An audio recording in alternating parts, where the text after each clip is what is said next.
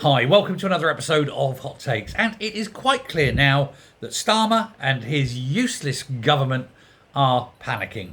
They're seeing the mood of the nation, and so they're moving to do something they should have done from day one. And indeed, the Tories should have done a long time ago. Move all the immigrants out of hotels and move them into something that doesn't cost us very much at all. Army camps. Now they're talking about moving them into barracks, older barracks that actually would probably be unfit for human use, but deemed good enough for soldiers. But that's how it goes. Now they're going to complain, oh, well, these aren't very nice. Well, tough shit.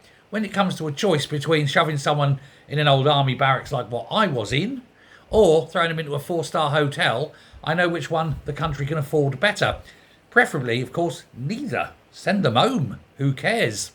But army barracks is one step up from where I would have them. I would certainly have them in an army camp, but in tents or bivouac houses. I wouldn't put them in actual structures. Just big wooden sheds filled to the rafters with bunk beds. That should be enough. Keep them inside, keep it armed, keep them closed. And then when they want to leave, they just say, I'd like to go back to my own country now. And then we escort them off the premises, as it were. But it is a move in the right direction. But this is the government that insists that they have these rights. They've got more rights than us, of course. That's what they fought in court to say. So, will they have more rights with us? Will they now start prosecuting the government for not giving them good enough good enough housing? Well, it is only a proposal, nothing firm yet. The backbenchers apparently are very much against it because it goes against everything Labour stands for. You can't put people in housing like that unless they're British citizens who've signed up to fight. It's good enough for soldiers, but not immigrants. Good Lord, no. That seems to be the problem he's got with the backbenchers.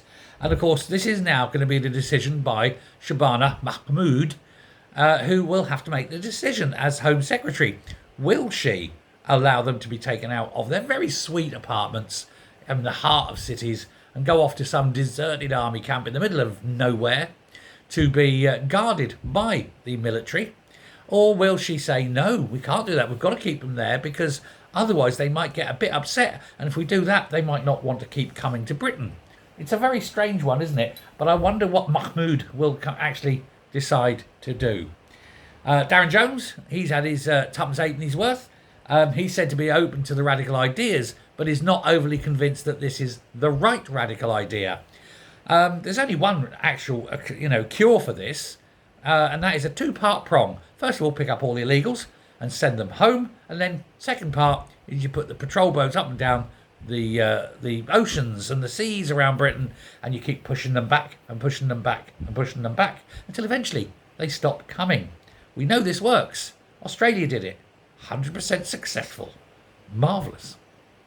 If only we had balls sitting in the House of Commons instead of arseholes. Thanks very much. Bye.